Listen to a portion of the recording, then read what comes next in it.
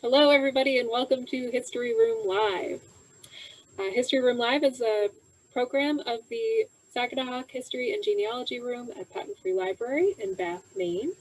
Today, we are joined by Brenda Cummings from Bath Historical Society. They recently acquired lots of interesting historical materials, and Brenda has agreed to share them with us today. Brenda is the president of Bath Historical Society, and she's got a lot to show us. So Brenda, I will turn it over to you. Okay, so the first thing I want to say is that I apologize for not being Tim. He's the archivist for the Historical Society, Tim Richter. And because not everything I've brought is accessioned yet, and I might not remember, I don't necessarily know all of the origin stories of everything. So if I don't know something, it's because I'm not Tim. I apologize in advance. But I am the person who actually does a lot of the collecting, at least the parts that we acquire via eBay. So we were talking at our last board meeting about Charlie Burden and the things that he had contributed to the Historical Society over the years. He was an ardent collector, and he, would go out to yard sales and flea markets and all over the state and all over the world, probably, looking for things that he wanted for the Maritime Museum or just that he thought were interesting, and then he'd try to persuade the Maritime Museum that they were interested in having it. And I have the luxury of being able to do a lot of that from my own home without having to go to the flea market because I have eBay. On the other hand, I'm probably paying more than I should for many things because I have an intermediary who picked it up at a flea market for me. So that was actually how I wanted to start, was kind of talking about the sources for the Historical Society. What we collect and why we collect it and where it comes from. So traditionally, a historical society gets things generally from community members. People say, they're clearing out a house and they say, I have this pile of, papers from my father or my grandparents or my, somebody, and do you want them? And the Historical Society evaluates that. So I'm going to share my screen so I can show you some of the things that we've gotten like that.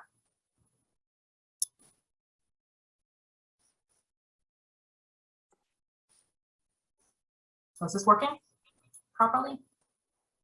Kind of? All right. Yeah. So this came from the Rice family. There's a weird delay in my hands here because I've got the resolution up very high. So I apologize. This came from the Rice family, and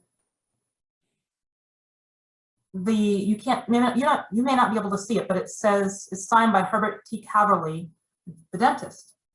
And this was near and dear to my heart as a collectible because I remember getting these as a kid.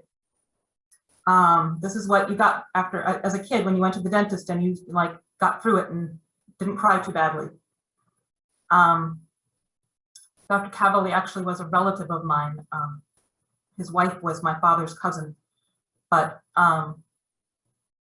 so he never thought I was very brave because he thought I was a crybaby. But I got ice cream cone things anyway.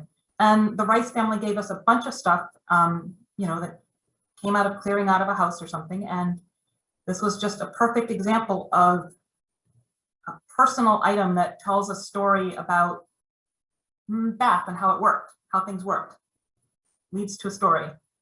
So that's one way we acquire objects. So another way we acquire objects is from other historical societies. So this is a letter we got recently. Let me close out this weird thing in the side here. And there we go.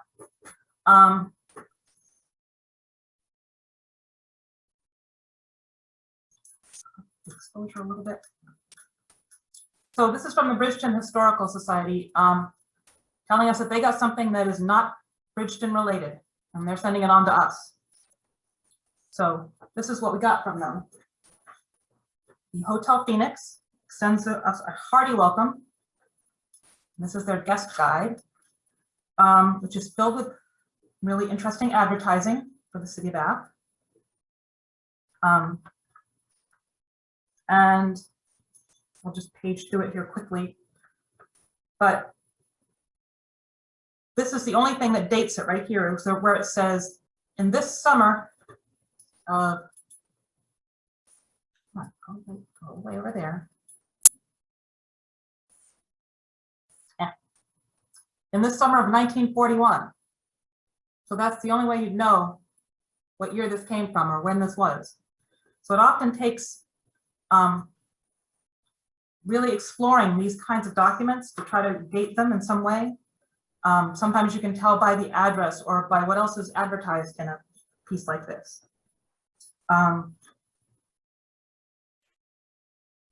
But this is an example of the kind of thing we might get from another society. Can I make a comment? That description of Bath said that Bath is the Shire town of Sagadahoc, which is very interesting because that's such an English way to describe the central town. And the Shire reeve in the Middle Ages became the sheriff. Anyway. There's something else. There's another interesting thing I just noticed here. So it's, here it is 1941, and what it's telling us is about the population of Bath in 1920 at 14,731. So that was the absolute height of our population ever. Yes. So this was our, like, they wanted to use the number that made them look like the biggest, baddest, most successful city around. That was it.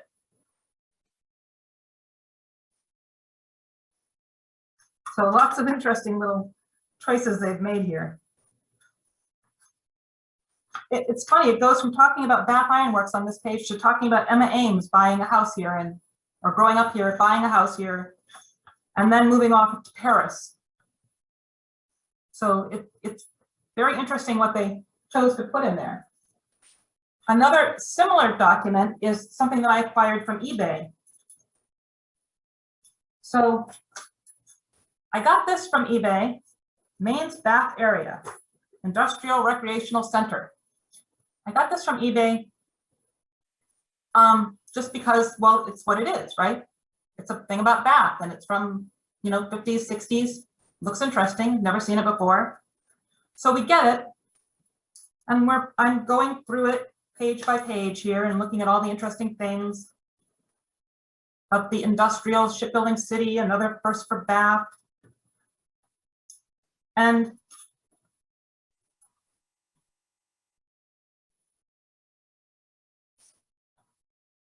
there's a map in the middle.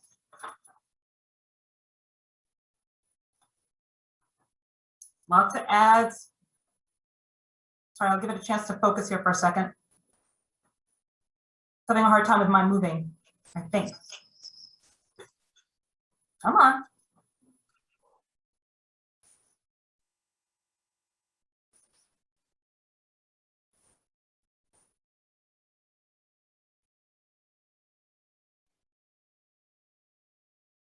All right, so there we are. And who should I discover in the little blurb about Pittsburgh? But another relative of mine. This is Vicki Blaisdell, who is being the bathing beauty in Pittsburgh. The beautiful Popham Beach as the setting, Miss Vicki Blaisdell enjoys a warm sun and salt-tanged air. And I think, how interesting. Why is Vicki in this? And I get to the end of this and there are credits. And describes who wrote all the things in here and did the artwork. And turns out that this was written by Ed Cox, who was the secretary for the Chamber of Commerce, and the official photographer was Robert Charles Cummings, who happens to be my father. And it was printed at the Bath Daily Times print shop, which is where he worked at the time. And there is something in here that dates this to roughly 1960, I believe, but I can't remember what the trick was, but this was similarly something that took quite a bit of effort to find a date that would give us a way of dating this. But it was quite a surprise to find that I had not only found something about Bath, but I had found a little piece of my own family history, because I found this on eBay.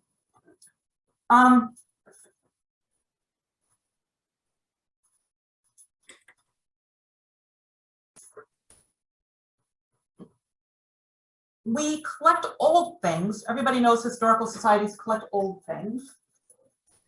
And here's an example of an old thing we recently collected.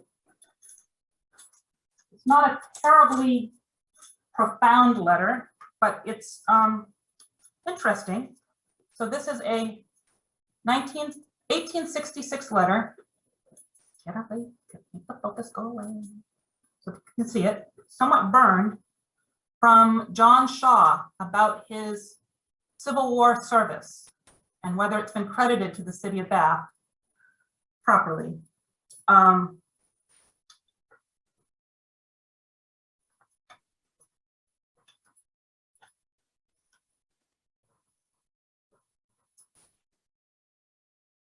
So we collect old things.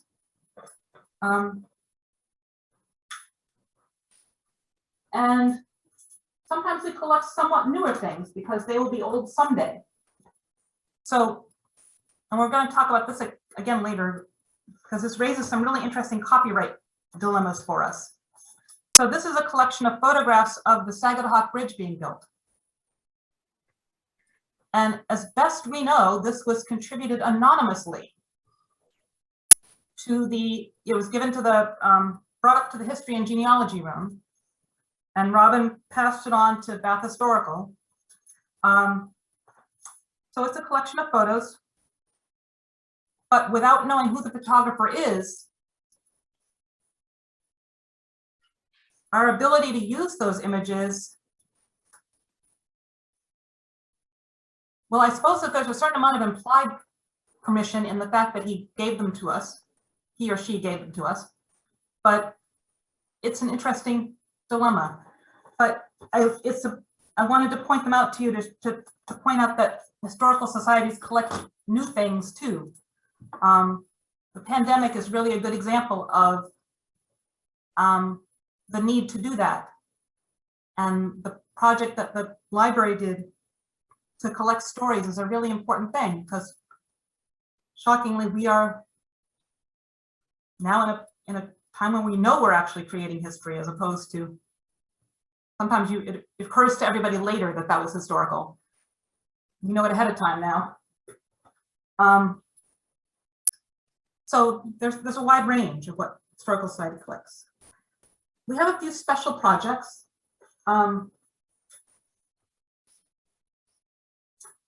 We've been collecting cookbooks because we had an idea a few years ago, maybe for one of our anniversary years, that we would do a cookbook of cookbooks. So we would collect recipes from various Bath cookbooks over many years and, you know, pick out some of the best, do some tests of them, maybe work with actually the kids at the vocational school to test some recipes.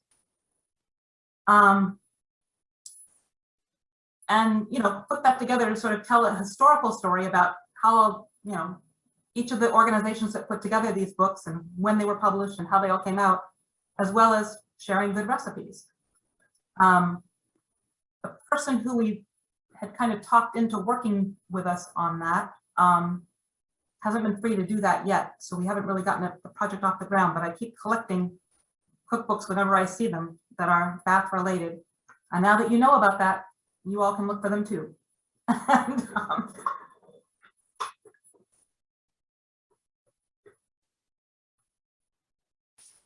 we also have been working a lot over the years. The library, the Maritime Museum, and Bath Historical have some inherently overlapping collections, but we also have a lot of cooperation in terms of, you know, trying to, we don't have to have duplicates of everything, because if somebody has them, we all have them, basically. So one of the things that we all have had access to, we've been collecting for some time, has been stereo views of Bath. There's a series of stereo views of Bath that are quite well known. Hopefully this will focus on this. These are the Hatch stereo views. There's 55 of them. And last month, we had an opportunity to basically buy 20 of the 55, which filled in a lot of holes. I'm not going to share all 20 of them with you, because that will take a while. But I'll show you a few of the things that kind of make this series special. This is also having, there we go. Let's get darker.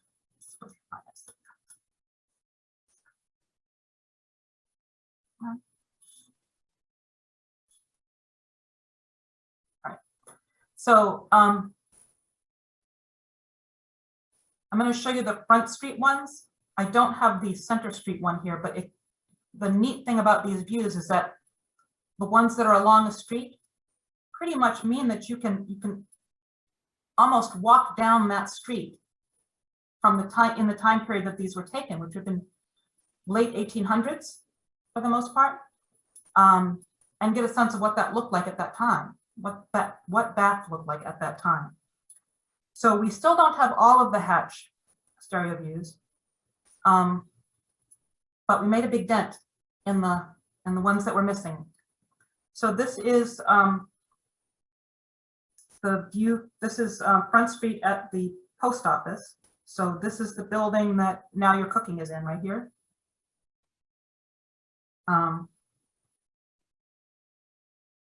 You can see that across the street over here is not, that is not, that's the hotel, that's before the fire. That is not the buildings that is there today. And the corner here is not the Cafe Creme. So then the next one is, I don't have the Center Street intersection, but the next one is Broad Street. And there are two of these that are labeled Broad Street. And what Tim and what we figured out, I'll take them out of here so they don't have quite as much glare. We figured out, hopefully I can get these so that you can see them both at the same time, is that one of these is from, what's the other street that isn't Broad Street? Arch. One of these is from Arch.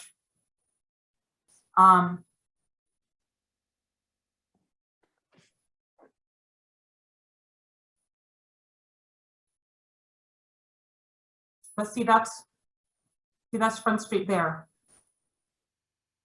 Can you see my mouse? Can you guys see my mouse? Yeah.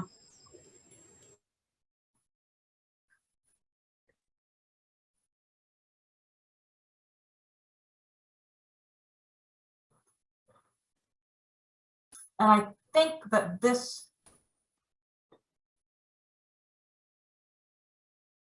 I'm not sure if this is the Colonial Building or if it's Bath Savings.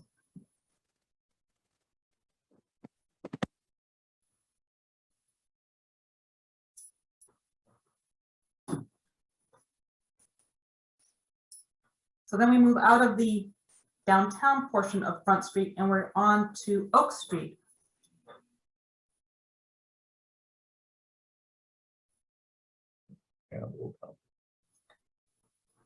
Looking north.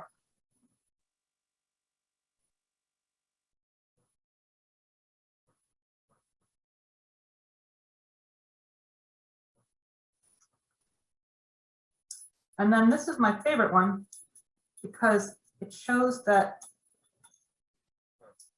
Front Street is kind of dwindling. If you could, this is the foot of Pearl Street in Front Street. And you can see if you look closely that like the road is kind of not there way down here. And there's like the pier or a wharf is there or something. It's there's hardly any road left. There's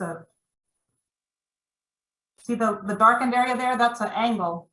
I don't know if it's good enough resolution for you to see that, but that's basically a drop off. You wouldn't want to put your car tires over that. So it's a very narrow street, more like a path at that point. So that's some of the treasures that we got when we expanded our hatch collection, but there are still some more we're looking for. This is one that is a Front Street, but we think it's a Front Street, but we have not been able to clearly identify what we're looking at here. So if any of you have any insights into this or thoughts about this, it would be helpful.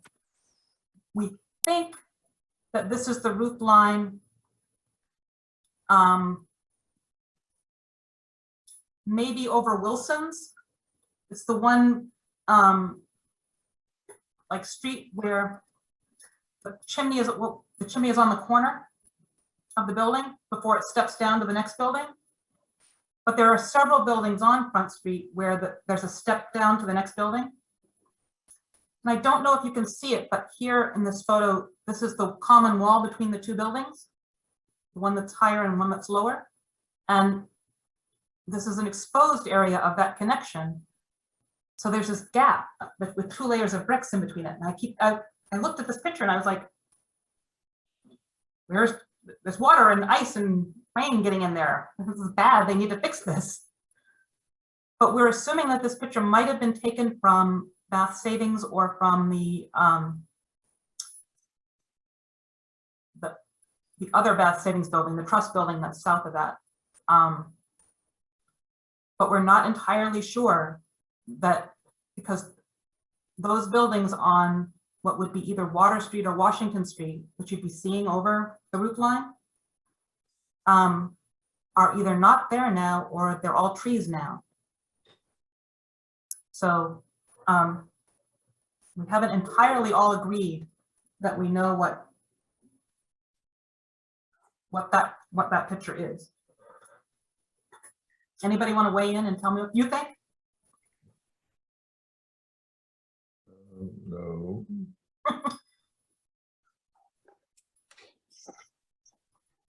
All right, so back to my notes here. Stereo views.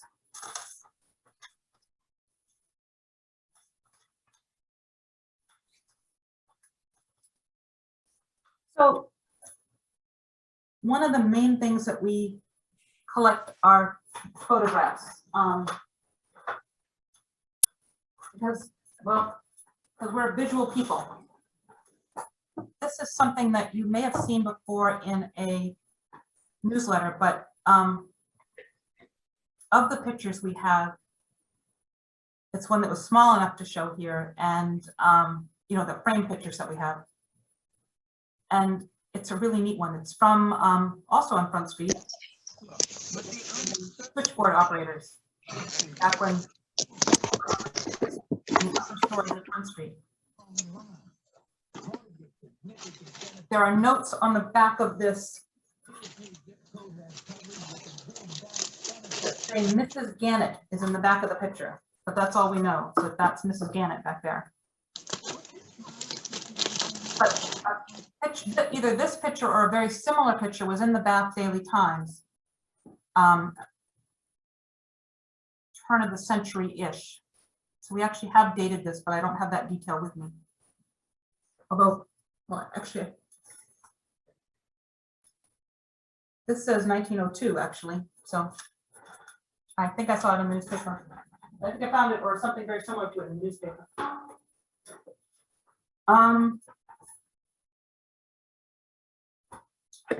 This is another picture, small picture, that I believe is of the Baptist Church on Pearl and Willow, and North Street, coming down.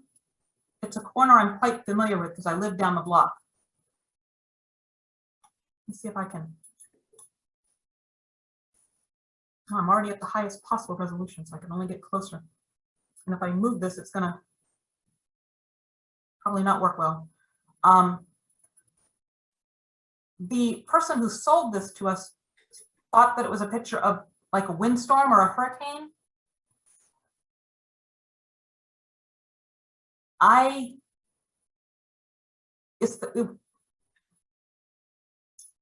What was the Baptist church there became the Christian Science church.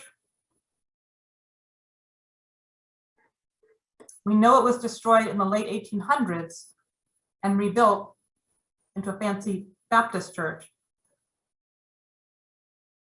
I'm assuming that this is a later photo, but I'm not sure. So again, we haven't really figured out what this picture is of, what time period this picture is from, and what it's of. It's on a cardstock. So it's like a carte de visite. How do you say that anyway? Okay. What is You know what I it? mean? A carte de visite or cut. Oh, my French escapes me. I took it in school, but I can't remember any of it anymore. So anyway, that's one we're still trying to pin down, but it's completely destroyed. It should have been a very memorable moment. Trying to find it in the news records has not been easy. Anyway, but we not only collect pictures, we have taken to in the last year or so collecting records. So we were very excited to find this record. Bring this up a little bit so you can get a little more of it. Because this is the first full-size LP we've ever found from the Critique record label when it was located in Bath, Maine. You guys can't see the Critique part at the bottom there. See how it says Critique? So Critique Records was located in Bath, Maine. At this time, Carl Strube is the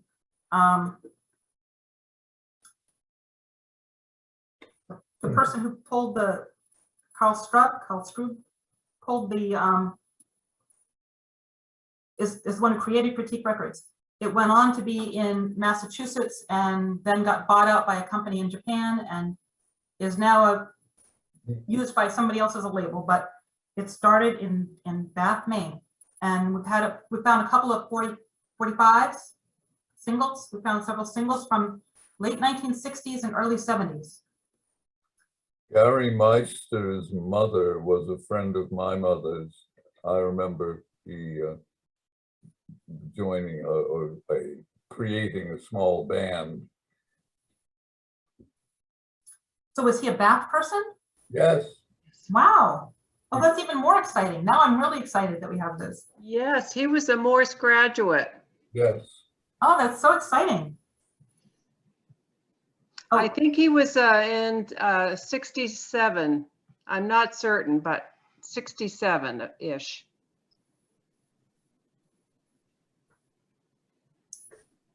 That's a mind, Marla. I can't believe you can pull that out of here. All right. Well, and that's about when this is. This is sometime between 67 and 70. And again, we have that somewhere, but I don't have it in my head, and I'm not the archivist, so you have to blame me for not being Tim, to not know all the details of this album when we got it. But we were absolutely thrilled to realize that he put out LPs and not just 45s. Who did the cover artwork? Let's see.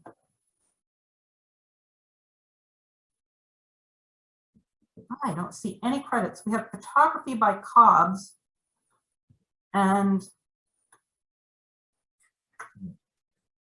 Is it signed on the front?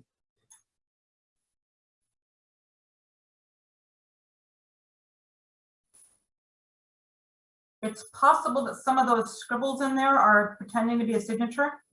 Oh. Not, sorry, I'm like not even letting you guys look. but not in any clear way.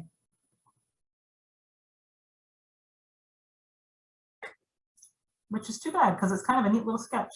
That has more relevance to Bath than you thought. Mm-hmm. Yeah. One of the reasons I wanted to share these things is that I figured we would learn more.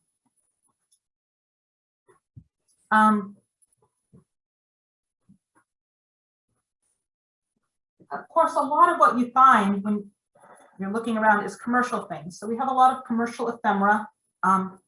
Here's a very tiny little flyer for the Bath Opera House.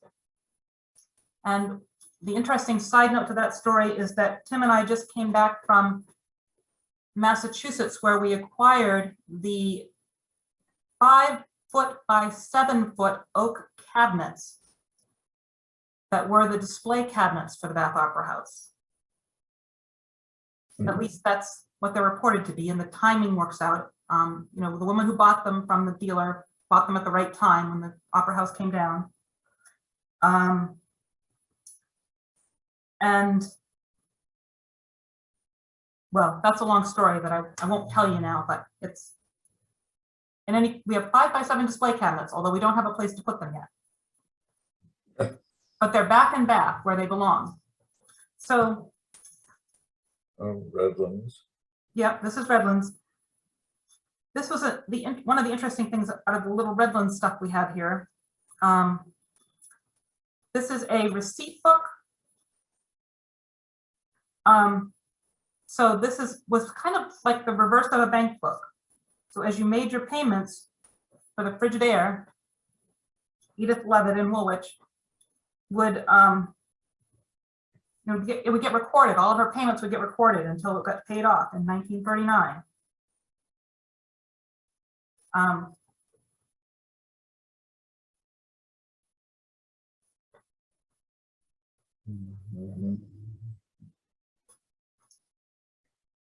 We also collect we also found quite a bit of community related ephemera. So this is a new acquisition from the Colonial Club. This is actually a real photo that's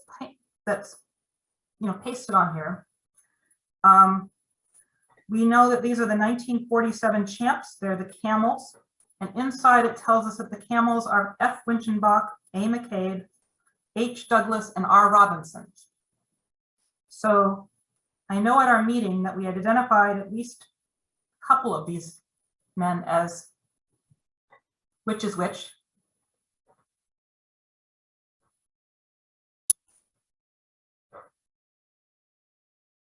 So I try to get closer.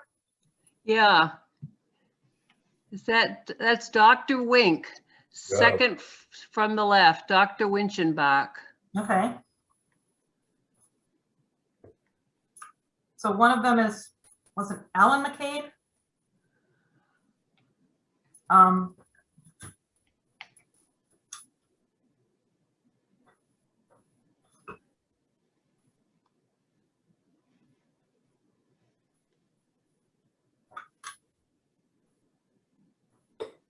Anyway, so that Mary Small knew who some of the people were, but That's the only one I recognize.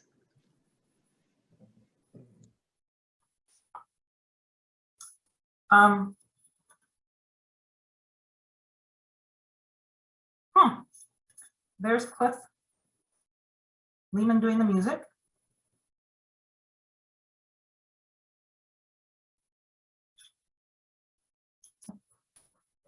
It's not coming in quite as well as it should.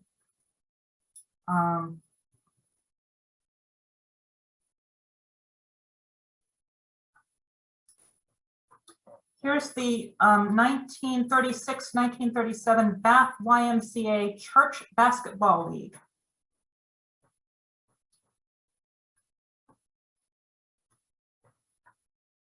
So again, one of the things about these kinds of things is that they all have advertising in them. So now we have Lewis E. Wilson, graduate in pharmacy. And there's Redlands. These are the games that were played for each of the teams.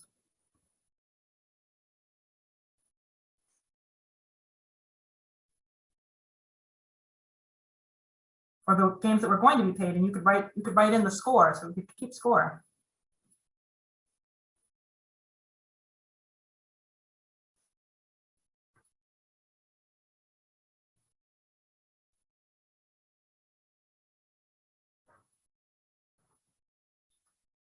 So I've been fascinated to discover how many little, makes me look at the pieces of my own life really differently. You know, when I look back at, when I find these things from the 1930s and I go, oh, that's really interesting. It makes me think about, you know, okay, well, I'm not keeping my receipts from the Bath Bakery or anything, but it does make me want to keep things more, or at least hope that somebody keeps things, even if it's not me. I wanted to show you also, where did it go?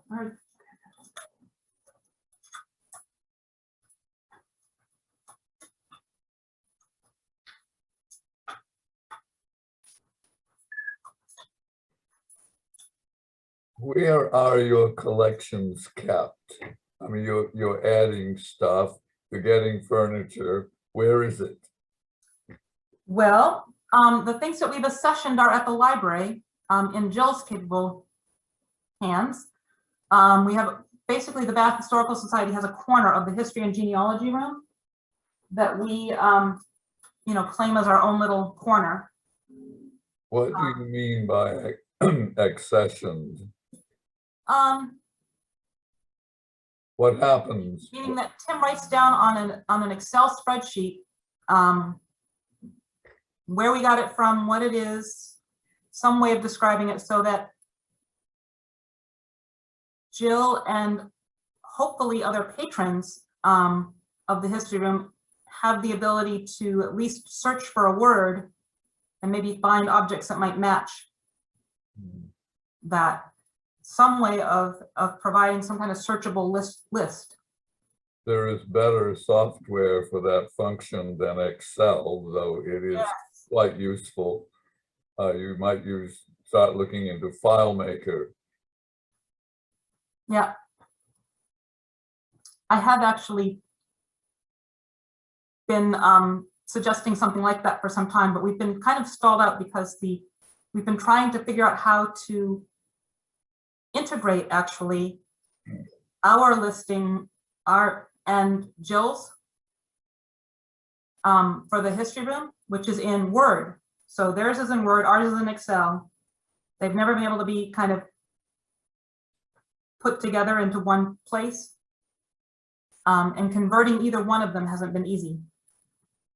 I'm hoping that Jill and I can work out something where we can come up with a way to implement FileMaker Pro or something else that would provide a joint, more accessible resource. We'll come up with something.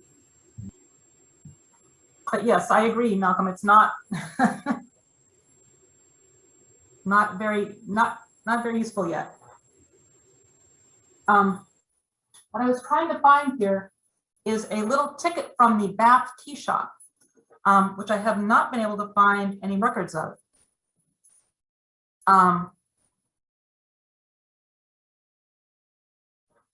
Have any of you ever heard of the Bath Tea Shop? I had never. It looks like a laundry ticket, except it's for 1/4 pound of tea. And it's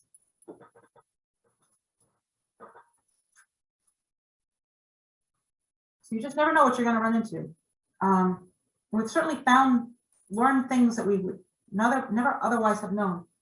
So we also collect, as I said before,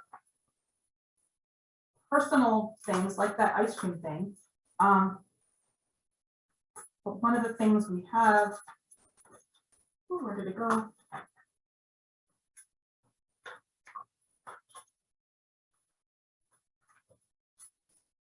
I was all organized before I started. I want you to know that these were all in order. And in the process of showing them to you, I've managed to mess up the order. I've done that before. I'm very annoyed with myself now. That's okay. We'll just leave that aside for now.